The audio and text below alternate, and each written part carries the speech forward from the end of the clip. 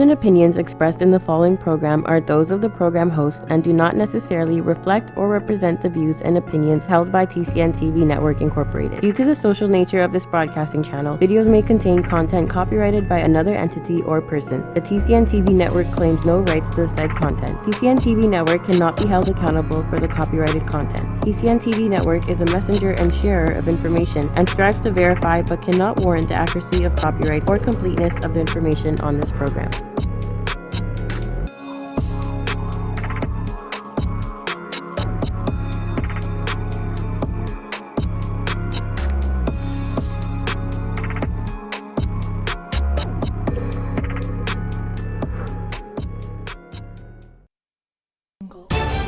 We discuss all the issues, municipal, provincial, federal, and any issue of national importance. We will talk about on Point.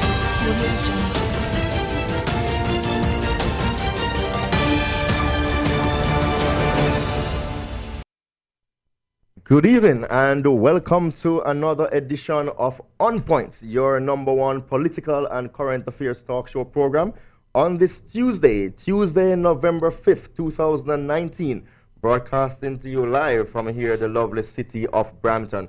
On the show this evening, we have Minister Steve Clark, who is the Minister of Municipal Affairs and Housing for the province of Ontario, will join us a bit later in the program.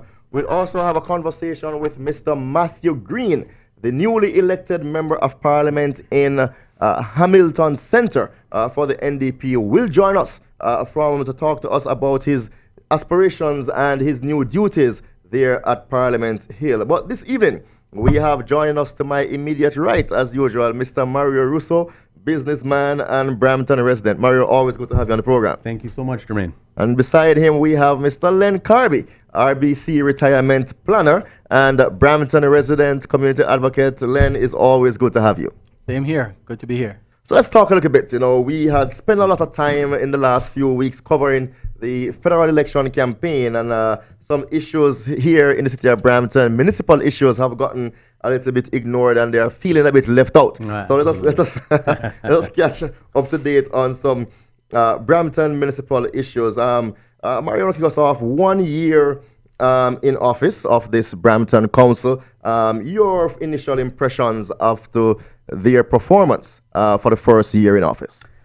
Well, I guess the realities of after a year, I don't come into it with an unrealistic expectation of they're going to be changing the world. I think that's something that people have to recognize, that after a year, you're not going to be changing the world. However, as a resident and constituent, one of the questions I have, and this is like anything else, very much so like school, is what's the report card? Where are you at with infrastructure improvements? Where are you at with business development and exposure and so forth? So this is something that we need to ask ourselves and hold our elected officials accountable and ask those questions. Ask them very clearly, and hopefully they're able to answer us, and we're headed in the right direction. I'm a little bit skeptical. I think there's been a lot of good things that have occurred, but I don't think there has been very strong tangibles that can be accounted for. But again, this is something that we need to ask our elected officials, and hopefully they can prove us wrong. Right? Len, your reaction to the first year? I want to say I've seen a lot of activity over the last year. The mayor and many of the councillors have been very busy in the media, and also on social media. But a lot of the issues that I see being focused on are some, small things. There is clearly engagement, which is a good thing. I'm not going to knock that at all, because it definitely demonstrates a level of accessibility to the community, and that they are engaged with even some of the smaller things. But I also want to echo something Mario kind of alluded to. What are some of the big ticket items? Where are you leading on infrastructure development and financing the city over the next little while? Where are we looking down the road for, development? I don't know that I get a sense from council after the past year that there's a definite plan for that. And so I think we have those questions to ask. But I'm also a realist. It's 1 year in, and I think there's an opportunity for them to come out and talk to residents some more about some of these bigger ticket items that are important to the city's future. So let's talk about that. In terms of infrastructure, what have we seen so far? Now, we know there was a motion that was passed, and we have seen a lot of motions within this first year. That's one thing City Hall has done well for sure. We also got a few things here. One motion was passed to extend the LRT from Steeles down to downtown Brampton. No funding has been committed on that. In terms of infrastructure, the greatest funding we heard about was like $11 million to purchase buses. Was that enough? Is there anything else we're missing? But was that enough for infrastructure for their first year? Oh, absolutely not. I think if anybody is happy with that, we all need to get our heads checked. I mean, we are the 9th largest city in Canada. We need to be treated as such, and I think the whole campaign of fair share needs to be put into action. So I mean, the call for fair share is a good tagline, and I think it's got merit. But now let's see the action and getting that fair share invested into the city. So for me, the LRT debate, I think, is really no further than it was 4, 6, 8 years ago. Is that really it was limited to the Main Street study route, which it already was to begin with.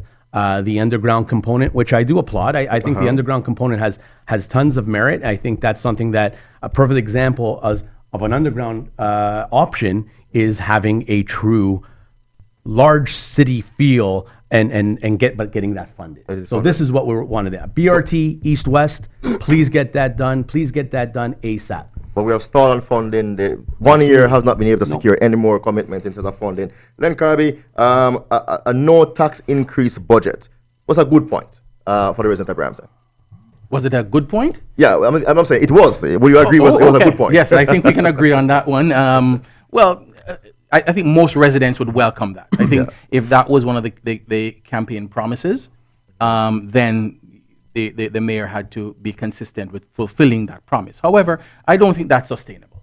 A city that is growing, is certainly going to need the resources to be able to facilitate that growth.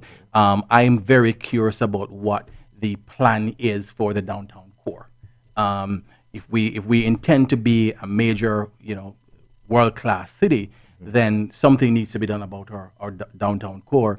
And I don't think I have seen, truly articulated good plan that says this is the vision for downtown. Well, I'm gonna touch on that real quickly because Reimagine was canceled with this council, which that's fine. But what's happened since? I mean, the infrastructure is still failing. It's still 100-plus-year-old infrastructure, and stagnation occurs because nobody of substance is going to invest in our downtown unless we've gotten those answers. Correct. Right? Yeah. So this is something that we need to hear. Downtown, we need to come back to us. Another thing, working together. One of the issues for the previous council was the inability to get things done, to work together. Do we see cracks in this council? Have they been working well together? I think Mayor Brown has been working very hard at trying to do so. I think they've worked very well on, perhaps as Len touched upon, smaller issues perhaps. I think the cracks and the large issues are where the divisiveness still may lie. And that's what's concerning to me. Listen, the proof is in the pudding. Actions speak louder than words. Let's see what they can do in the next year and so forth. I give everyone the opportunity. Please, let's do what's best for Brampton. But there's definitely some cracks amongst them as well. Yes, and like any team that comes together, it takes a little while for everyone to kind of gel. And so it's actually smart to start getting some of the smaller things done to see how well people agree and work together. But the proof of the pudding, as they would say, is when the big things come, the big ticket items, where there is bound to be more, controversy. And we'll see how well, the team. We have a quick 30 seconds. What do you make of a move by some councillors to in terms of accountability and oversight, wanting to keep chairmen on committees for all 4 years of council rather than the 2 years of council to get a second eye on things. So your take on that quickly, Mario. We have 30 seconds. I delegated on this at the city. I don't believe that's a good idea. I don't think that it's necessarily wrong to have a 4-year chair. I just think it's not wise to limit yourself to having to have that 4-year chair. You have the option of revisiting it at 2 years right now. Take advantage of that. If the chair is doing a good job and everyone feels that's occurring, then they've voted back in. Don't limit yourself to that one option. All right, we'll take a quick commercial break. When we come back, Minister of Municipal Affairs, the Honorable Steve Clark, will join us. There was a review of the regional governance here in the city of Brampton, and we'll have a little bit more talk with Mr. Clark when we come back from the break. Stay with us. This is On Point. Are you retiring smart? Make your home's equity work for you. With your home's equity and our 30 years of experience, the Retire Smart Properties team can help you achieve the quality of life you've always wanted. Our services are 360 degrees. We'll give you advice, take care of staging and selling, and help you find the perfect home and community to transition to. It's time to enjoy the retirement lifestyle you deserve. Visit our website today to learn how you can use your home to retire comfortably. The Retire Smart Properties team, powered by RE/MAX West.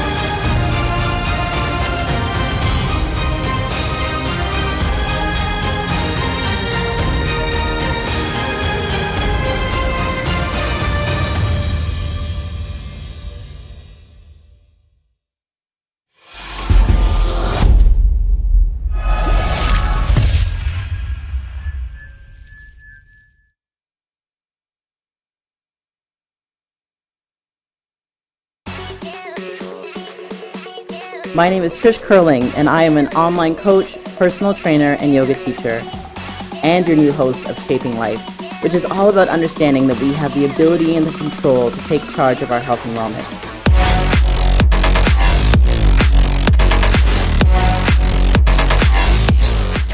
But we can't do it alone, and I can't wait to sit down with the best in the industry. Please tune in every Friday at 1 p.m. live here on the TCN Network.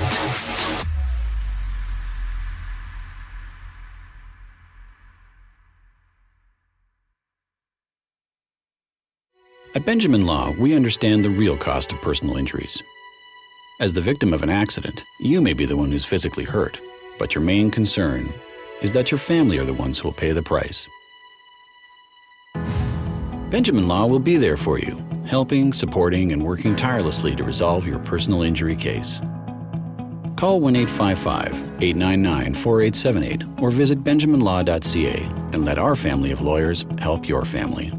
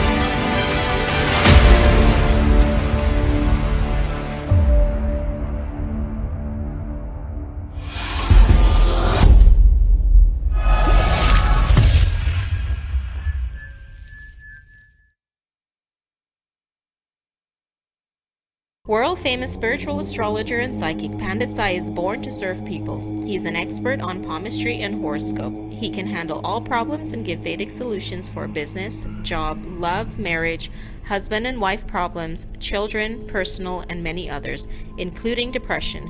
He also performs pujas to clear all sorts of obstacles. Call Pandit Sai and see changes in your life now. 647-766-1419, located at 2895 Jerry Road, East Mississauga.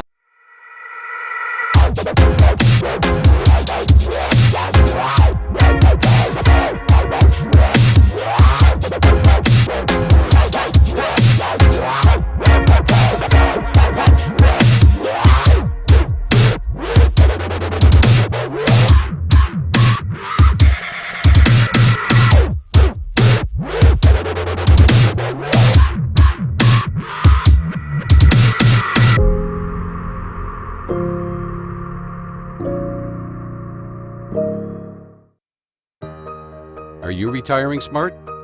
Make your home's equity work for you. With your home's equity and our 30 years of experience, the Retire Smart Properties team can help you achieve the quality of life you've always wanted. Our services are 360 degrees. We'll give you advice, take care of staging and selling, and help you find the perfect home and community to transition to. It's time to enjoy the retirement lifestyle you deserve. Visit our website today to learn how you can use your home to retire comfortably. The Retire Smart Properties team, powered by RE/MAX West.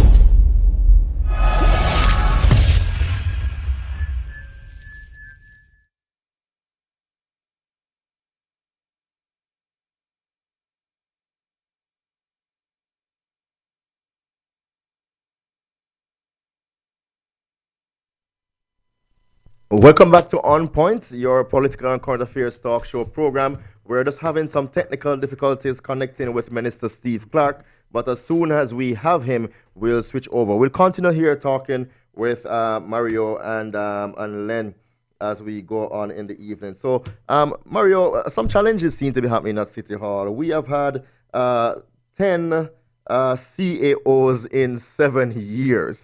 Again, the last CAO was a recruit from Niagara Falls. This new CAO, a recruit again from what I consider a smaller town, Niagara Falls, to come and manage the challenges of Canada's 9th largest city. Why did council go back the same road as the previous council in hunting or seeking to have a COO to come and serve a larger city? Well, I can't really speak to that. I just I welcome the new CAO. I think his resume is impressive. I look forward to him hopefully doing a great job. I think the problem that the city has, respectfully, and this has been a long-lasting problem, is once you have staff and the perception of having difficulty working within a city, may not be true, but there may be a perception of that, it's hard to attract good quality people that look for longevity in the city. And I think that's been one of the challenges, is that people, there has been a lot of turnover, there has been a lot of challenges with staffing, and I think the CAO has that big challenge ahead of him. But again, I come in with a clean slate. I look forward with him having a clean slate, and I just wish him well, and I hope that him with staff and with council can work together to get things done. All right, good. I think we have the Honorable Minister Steve Clark on the line. We're hoping to have him by video so he could be on screen. But Honorable Steve Clark, are you there?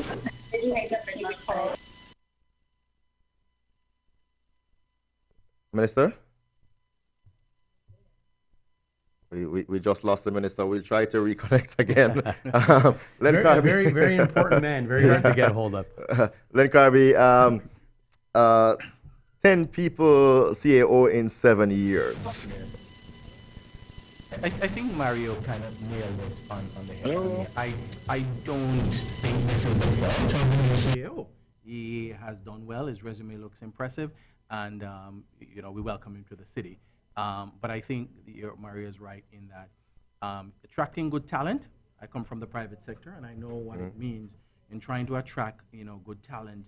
People are looking for longevity. People want job security. People want to know that they have a real opportunity for success. For growth, yeah. And for growth. And I think that Brampton as a city has not demonstrated that. Hey, guys. And so Hello? you will always find newer folks trying to kind of cut their teeth. Just a second there, Len. I think we have the minister back online. Is the minister there, Minister Clark? Minister Clark? Hello? Hi, Minister Clark? No, Jermaine, it's not clear at all. We can't hear anything.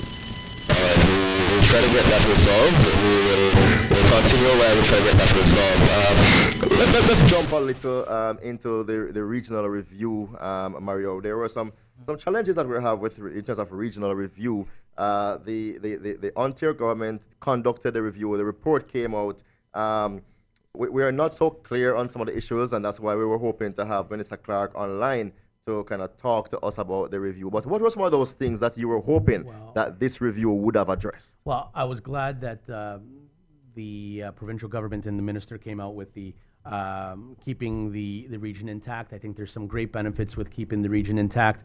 But what I was looking forward to in this regional review was discussion and some clarity on efficiencies that can be had at the regional level. In particular, as we had mentioned in the past, from my perspective, there's a lot of duplication, triplication, quadruplication that occurs with regional governance because you have different departments within every tier of government and different municipalities. So that's something that I would like to get some clarity on and how that's going to be dealt with.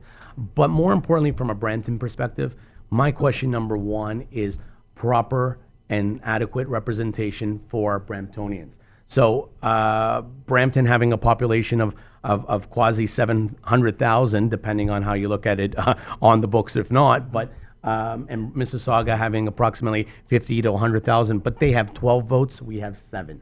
That's something that, and then we have that 7th that we choose amongst ourselves that creates an aspect of divisiveness amongst the councillors themselves. So what I would be hoping for is some type of equitable representation from the province mandating it so that there isn't this interquabble, because that's what has been happening for years, is Mississauga does X, Brampton and Caledon come together, do Y, then Mississauga vetoes that, and it's a cycle that never really gets dealt with, because obviously nobody wants to succumb and give up their own representation. One of the aspects, or one of the solutions, was for Caledon to give that up. That's not realistic. I just think that Brampton just needs greater representation. Yes, and the report, when it came out, seemed a little anticlimactic, because I think there was a lot of expectation that it would actually provide some direction for the future. It came out, we heard, well, the region is going to stay intact. Yeah. So? and maybe there's something that's coming, and that's hopefully with this discussion and in the upcoming days that we get some clarity on that. But you're right. I'm waiting, and that's what I'm expecting to see. So some of the questions you have about, fairness in terms of the number of seats for Brampton, Mississauga, because I think that also feeds into the tension that exists at the region. Absolutely. Regarding, the different cities. Mississauga wants its own. I don't know if that question has even been answered by this review, because I know the mayor there is still pushing for, to be separated. So what does that mean? I don't think clarity came out of that review at all. Regional governance, regional chair, the elections were postponed. Is that something we're expecting to see back? What are we expecting there? Well, just to the same point, I guess that information will be forthcoming. I think that regional chair ceasing of an election prior to coming in made some sense in terms of, if you're going to do a review, why change things? Now, if the review has come forward with keeping things status quo, then there is some relevance in keeping or altering it to have that election of that largest or that prestigious, if you will, position at the region. Yes, I can't imagine why you would have someone in a seat as significant as that without having A mandate? a mandate from the constituents on that. And again, that was one of the things I thought would have come out of this review. Again, there may be more to come, so we wait for that. But I'm really hoping that that would come sooner so that we can actually start looking at some of the more regional issues and finding longer term solutions if we know that this is the structure in which we're going to be operating going forward. All right, lots to talk about. We'll take a quick commercial break. Stay with us. This is On Point. To come, we will have a conversation with Mr. Matthew Green, newly elected Member of Parliament in Hamilton Centre, who will give us a bit of what it means to be a new Member of Parliament. This is On Point. Stay with us.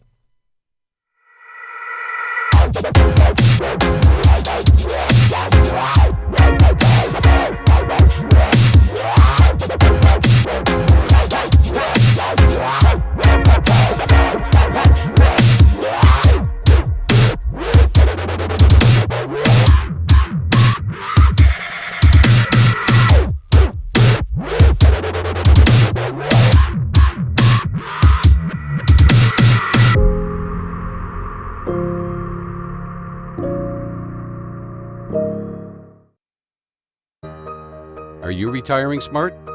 Make your home's equity work for you. With your home's equity and our 30 years of experience, the Retire Smart Properties team can help you achieve the quality of life you've always wanted. Our services are 360 degrees. We'll give you advice, take care of staging and selling, and help you find the perfect home and community to transition to. It's time to enjoy the retirement lifestyle you deserve. Visit our website today to learn how you can use your home to retire comfortably. The Retire Smart Properties team, powered by RE/MAX West.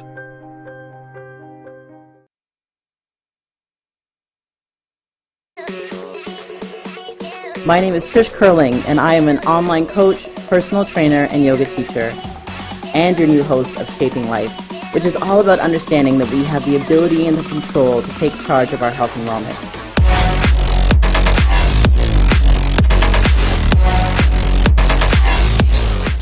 But we can't do it alone, and I can't wait to sit down with the best in the industry.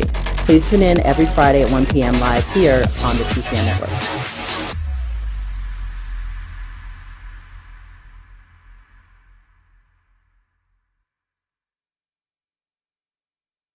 World-famous spiritual astrologer and psychic Pandit Sai is born to serve people. He's an expert on palmistry and horoscope. He can handle all problems and give Vedic solutions for business, job, love, marriage, husband and wife problems, children, personal, and many others, including depression. He also performs pujas to clear all sorts of obstacles. Call Pandit Sai and see changes in your life now. 647-766-1419. Located at 2895 Derry Road, East Mississauga, Airport Road and Derry.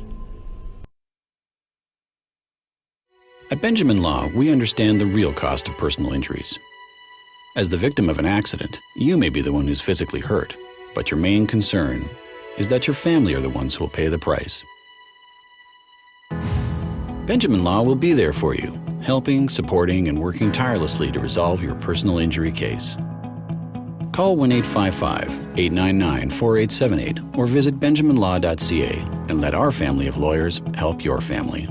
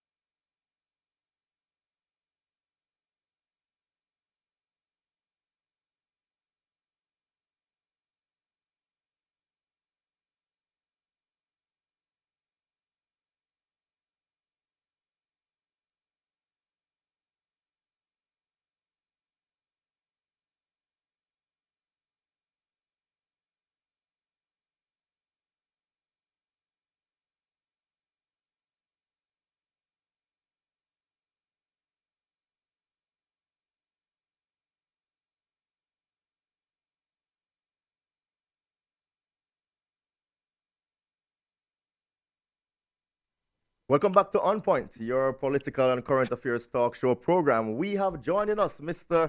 Matthew Green, the newly elected member of parliament for the NDP in Brampton Centre. Matthew Green, welcome to On Point. Welcome to the program. Hey, my brother, I'm so blessed to be here. One small correction. I'm coming to you live from Hamilton Centre. Oh. You know, big ups to everybody there in Brampton, but it's the MP-elect for Hamilton Centre. Hamilton Centre. Oh, did I say Brampton Centre? You did, but I know you didn't want to confer that on me. There might be a representative there who might have an issue with that. All right. Thanks for the correction there. So are you in Parliament Hill now, or are you in your riding of Hamilton? I'm back in my riding. We're back in your riding. I am. I spent a few days in orientation, and now I'm back here getting ready to set up my constituency office. Okay.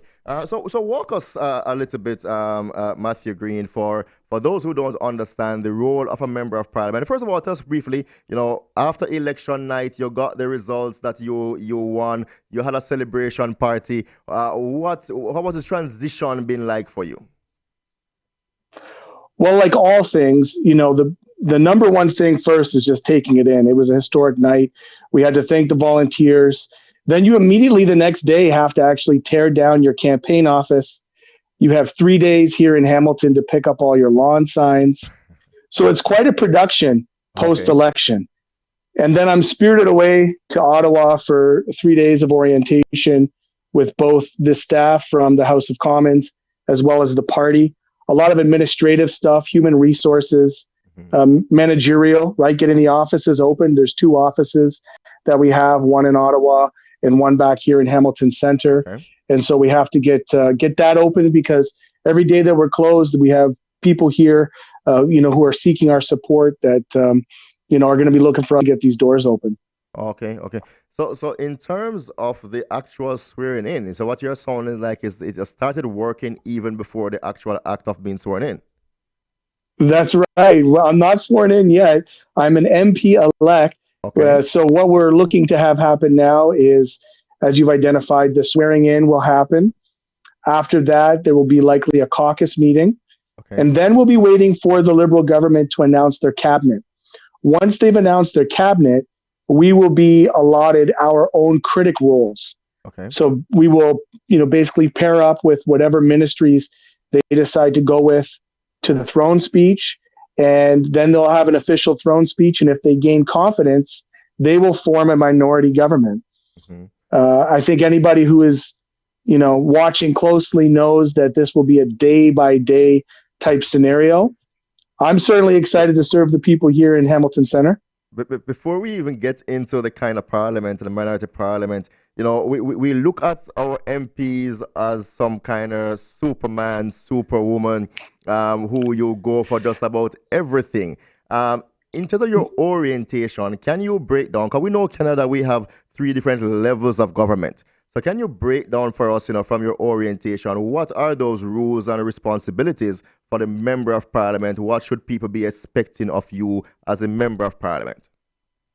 Well, one of the blessings I had is to serve in my previous capacity as a Hamilton City Councillor. And for those who know the municipal level of government, we're the most closest to the public. Yeah. So we are every single aspect of government. Now, at the federal level of government, we are legislators. We are representatives of the country.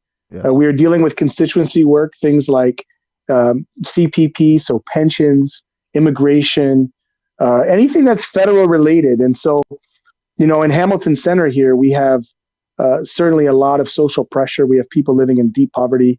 We'll be doing a lot of stuff around tax returns. Something that's simple, my brother, where people who haven't returned their taxes in years can come to our office and get service. We'll help them with that to get the type of benefits and refunds that they deserve. So we're dealing with an upper level of government, which I think, in my own personal opinion, will have less of the day-to-day implications that I had as a city councillor. Okay, all right, fair enough. So now you're getting into a minority parliament situation. How are you feeling about that? The government doesn't have sufficient votes on its side to be able to carry through its agenda. It would need the cooperation, whether it be the NDP or people on the bloc or the Conservatives. How are you looking forward to seeing that parliament operate? Well, as I said, it'll be vote by vote. The Liberal government has a history of campaigning to the left and governing to the right. We're certainly in a situation where climate change is front and center for everybody, but so are critical issues like housing and fair economies. A lot of people feel like they've been left out of this economy, right? And so it's our job to hold the government to account. It's our job to push for the progressive platforms like we were talking about pharmacare. Jermaine, if people had the ability to have access to pharmacare where all of their medicines were covered, things like dental care, significant improvements in the Canadian quality of life, we believe as New Democrats, we'll be doing our job that way. Okay. And I mean, so I see those are some of your priorities: pharmacare, dental care, the environment are some of your top priorities that you're looking forward to working with government on. And housing. Here in housing, I'm sure people are feeling it in Brampton too. It's becoming further and further out of reach for everyday people to be able to pay for and afford their cost of living. So while their wages stay the same, rent continues to rise. And now it's not even a question for young people whether or not they can afford a mortgage, because they can't even get a down payment because the housing market is so out of whack. Mm-hmm. So we're looking at, hopefully, I personally be looking at putting significant pressure on this government under the national housing strategy to invest in affordability for all people who are struggling to survive in this housing market. Okay. Matthew, I'm not sure if you have given this any thoughts as yet. As a member of parliament, one of the privileges that you have is to introduce private members' bill. I'm not sure if you have given thought to what is one of those things that you want to champion individually from Hamilton. What would your first bill want to look like, if you have given that any thought? That's a great question. One of the things I was proud to take on as a city councillor was payday loans. Okay. For those of you who know, people who borrow from these institutions pay astronomical rates. I call it predatory lending. And as a city councillor, I brought in regulations at the municipal level. I would like to see payday loans tightly, if not eliminated, but tightly regulated so they can't continue to prey on some of our most vulnerable people. Okay. The other thing I'd like to advocate for is a nationalized transit strategy. I think if we're talking about climate change and we want people to transition away from their cars, as a government, we have to be able to provide them with safe, frequent, and affordable, if not free, public transit. By doing that, all we have to do is take the money that we're currently investing in subsidies to oil and gas and shift it over into transit so that we can have not just intercity, but also regional transit that allows people the mobility to be able to get to their jobs and to be able to get to opportunities around the country. Those are two important things. Matthew, out in Western Canada, we have heard conversations about the divisions in the country. Your take on issues impacting, you're not a representative for Western Canada, but we have to work together to have a united Canada, united parliament. Any thoughts on what is happening in the western part of the country? Well, I think there's a lot of right-wing rhetoric that's taken hold, and they'll take any vehicle they can to push that agenda. I think that had this last government introduced democratic reforms that included proportional representation, then the weight and the balance of our democracy would be more equal to one person, one vote. So in Southern Ontario, for instance, I like to remind people that we have like a third of the country's population.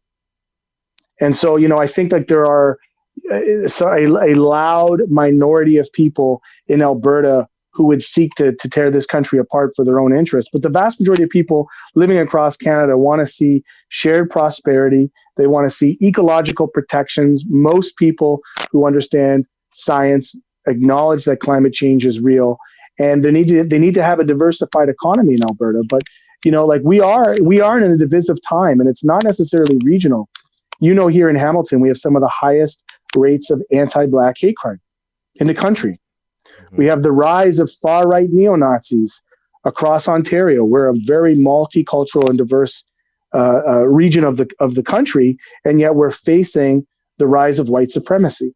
So we're having a values conversation in this country. The good news is, seeing the People's Party defeated, Maxime Bernier losing his seat, the vast majority, the overwhelming majority of Canadians, be they Liberal, New Democrats, Green Party, and yes, even some Conservatives, are rejecting these politics of hate. MP-elect Matthew Green, we want to thank you so much for coming on. We have to leave it there. We're out of time. We look forward to talking to you again after your swearing in, so you can come, you can give us some positive information as to how Parliament works and your role there as a member of Parliament. Best wishes as you take on this new venture. And my brother, thank you so much for having me on. Anytime you call, I will be here. All right, thanks, Matthew. Appreciate that. This is On Point. Stay with us. We take a quick commercial break, and we'll be right back. Are you retiring smart? Make your home's equity work for you.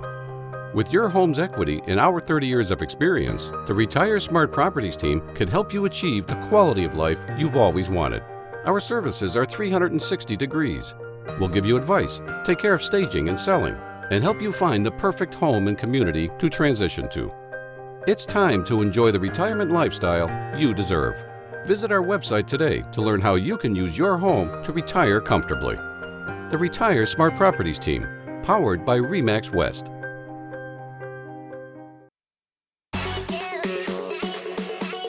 My name is Trish Curling, and I am an online coach, personal trainer, and yoga teacher, and your new host of Shaping Life, which is all about understanding that we have the ability and the control to take charge of our health and wellness.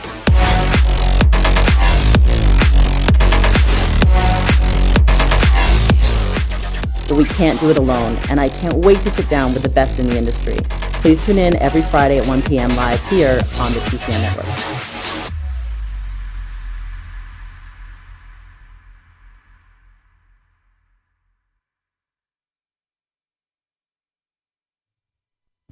Welcome back to On Point, your political and current affairs talk show program. Thank you so much for staying with us. Good chat there with Matthew Green, one of the newly elected persons going to Parliament for the first time. Mario, your quick impression? Yeah, I think he spoke very well. I think his level of intelligence and knowledge of the role, I think, is welcoming. I think the value of him being a counselor and stepping up into this position is already noted, and you can notice that as well. So look forward to hopefully him doing some good things. Ben? Yes, I think he hit some key points.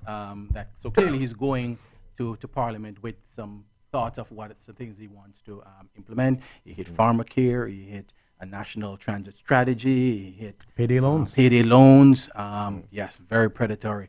Loan practices there. So I think he's going to Ottawa with some clear indications, things that he wants to get done, and I certainly want to applaud him and welcome new talent to the table. Yeah, new blood. Going into a minority parliament, though, Len Carby, he doesn't have the government side to help pass his bills, or does it make it easier for someone going in now in a minority situation to be able to get some of their private members' bills, or some of the issues that are important to them to get them through working with people on the government side? Yeah, I think a minority government forces that kind of collaboration. And so he may find the other side a little bit more willing to listen to some of the ideas because it's clear from the mandate given to the Liberal Party that they will need to work across the aisle a lot more. And I think he also kind of zoned in on a particular issue of electoral reform. He mentioned that also, which was something which was a Liberal promise the previous election, which wasn't done in the last term. And I think, with others at the table trying to ensure that that's there, I think that may be also one of the things that we'll see some movement on. So I think he's well positioned to have some of those issues heard. Yeah. So one of the things that we saw Matthew Green outline for us there is the process, from the time he got elected, being invited by the folks in Ottawa to come and to get an orientation and stuff like that. One of the big topics we have been talking about is Speaker of the House. Elizabeth May, who is the leader of the Green Party, had indicated that she was interested in this position. Later on, she's a bit walking it back. But your views on two quick things there. Elizabeth May stepping down as leader of the Green Party, and what would Speaker of the House look like? And we heard, for example, that person needs to be truly independent, and we only have one truly independent person elected to the House. Is that a position that I think the Liberals will be looking to give to Jody Wilson as a mean of goodwill? But let's take it, Mario, on Elizabeth May first. So Len and I were briefly talking about this as well, and I think Elizabeth May, you said it right after the election, she likely would not be the leader of the party. If an election would be in 4 years, perhaps if it was at 1 or 2 years, she would, to help the transition of her party. I think the realities of political opportunity, perhaps, of being Speaker of the House came up, and she did step aside. I think she would be a good speaker potentially. I think she has the acumen. I think she has the intelligence and the experience to be a proper speaker, where you, as you said, independent. I mean, there are leaders that were currently former speakers as well. I think you have to take in the ability of a professional approach and understanding the laws and the integrity of that position. Len Carby, was the good time now for her to step aside as leader of the Green Party? The party, I think many people were expecting the party to do much better than it did, but was a good time for her to step aside? I think the fact that the party didn't do better at a time when the environmental issues are so important and was number one issue in the election, and yet the party wasn't able to do that. I think that was a catalyst to her departure. And I think the opportunity now exists for the opportunity to the party to kind of reimagine itself. It has to broaden its platform.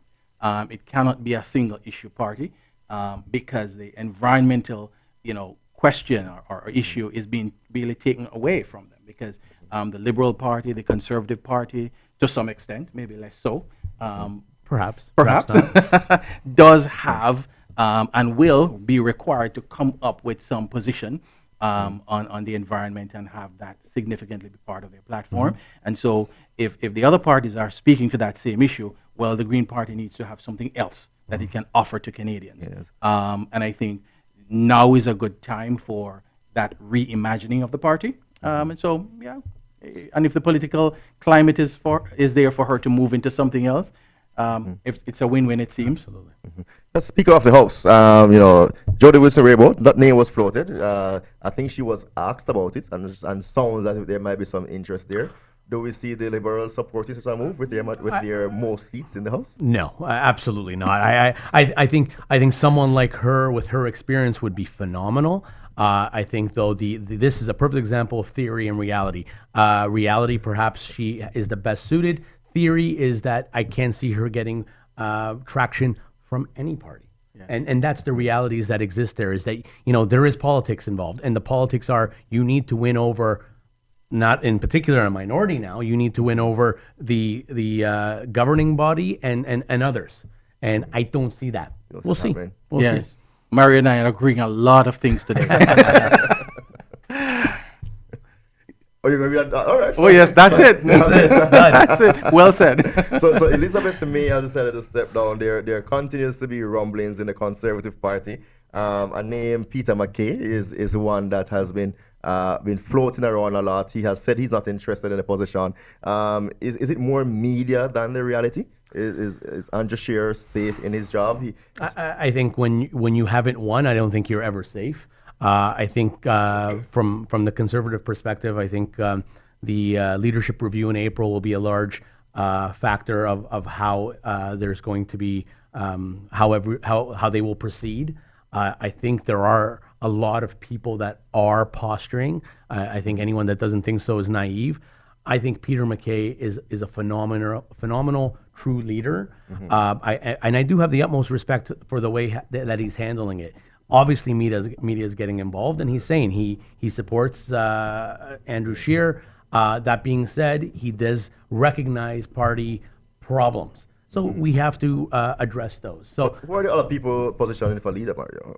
Well, we can be here all day. The list is that long? The list is that long, but it's opportunity. I mean, who really Peter MacKay's name is always thrown out there. There's mayors of certain municipalities that may come out of the woodwork. We don't know, and there are people that we haven't even addressed. Famous names. You never can underestimate who comes out when there's a leadership review. That being said, as it stands, Andrew Scheer is the leader, and they need to carry forward. Len Carby, Doug Ford is rebuilding Ontario. Jason Kenney is out there doing his stuff. Peter MacKay has said that he's not interested. Should Andrew Scheer be concerned? Really? all big names, but there are other names.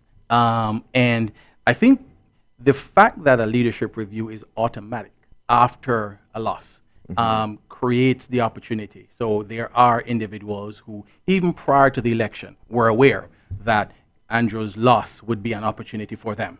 And so I think you will see some challengers. Okay, all right. We will leave it there. It's Tuesday, November 5th, and this has been On Point. Lots to talk about. Stay with us when we come back next week. Don't forget Remembrance Day, Monday. Oh, Remembrance Day, Monday. Yes, Monday the 11th Get will that be puppy. Remembrance Day. Get a puppy. We left ours today, unfortunately. On our coats. But right here in the city of Brampton, we'll have a Remembrance service. We want to thank all those who have served, all the men and women in uniform who have served, and those who continue to serve. Looking forward to talking to you again next Tuesday on another episode of On Point. Thanks for watching.